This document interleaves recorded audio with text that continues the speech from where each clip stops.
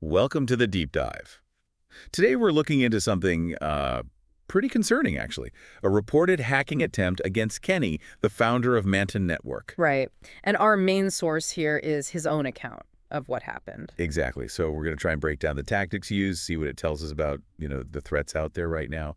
And the thing that jumped out at me immediately, this whole thing started with a Telegram message Hmm. from someone Kenny actually knew, not some random stranger. Yeah. And that's really key, isn't it? Using an existing contact, a known relationship, it just bypasses so many initial defenses. Totally. Your guard is immediately lower. It really shows how attackers are shifting, focusing more on manipulating that trust rather than just finding purely technical weak spots. So it wasn't some dodgy email. It was like a familiar face popping up digitally, and then they suggest a Zoom call. Which sounds completely normal. Yeah, in our world of remote work, who doesn't jump on Zoom calls, right? It seems totally routine. And that's the danger. That very normalcy is what they exploit. You're just not expecting anything malicious from that kind of interaction. Okay, so they get on the Zoom call, but then things start to feel a bit off. Right, subtle things at first.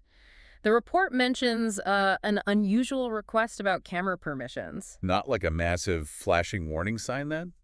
More subtle. Exactly. It's the kind of pop-up you might just click allow on without really thinking twice, especially if you're trying to get the call started. It's like a little test maybe, seeing if you're paying attention. Then there was the audio issue, or lack of audio, I should say. Ah, right. They could see people on the screen but couldn't hear anything. Precisely. That's definitely strange. You'd expect something. That discrepancy should ring some alarm bells. Yeah, that feels weirder.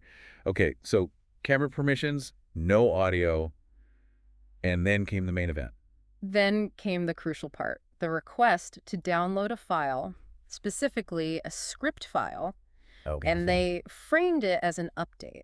Of course they did. We see update prompts constantly. It's just background noise almost. And that's what they bank on, that familiarity. People are busy, maybe a bit conditioned to just approve updates to get rid of the notification. So this script file, what could that have actually been? Well, potentially anything malicious. Ransomware is a possibility, or maybe a remote access Trojan, something that would give the attackers complete control over his system. Pretty scary stuff. Definitely. Yeah. But thankfully, Kenny didn't fall for it No, his security awareness seems to have kicked in right there. He realized something was seriously wrong. and just left the call. Immediately ended the call. Smart move. That quick reaction was absolutely critical. Stopped it right there. Yeah. But the story doesn't quite end when the call does it? No, because Kenny then tried to sort of double check what was going on. He went back to Telegram to contact the person who supposedly initiated the call. Okay. All the previous messages between them were gone, deleted, and he found he'd been blocked. Wow. Okay, that seals it then. Yeah. Banished. It's a pretty blatant indicator of covering their tracks. Confirms the whole interaction was deceptive from the start. Really underlines the malicious intent. And there's another layer here, the specific tactics used. Yes, the report suggests these methods, this whole playbook, aligns with tactics seen before from the Lazarus group. The North Korean hacking group. That's the one. They're known for some pretty significant, sophisticated cyber operations over the years.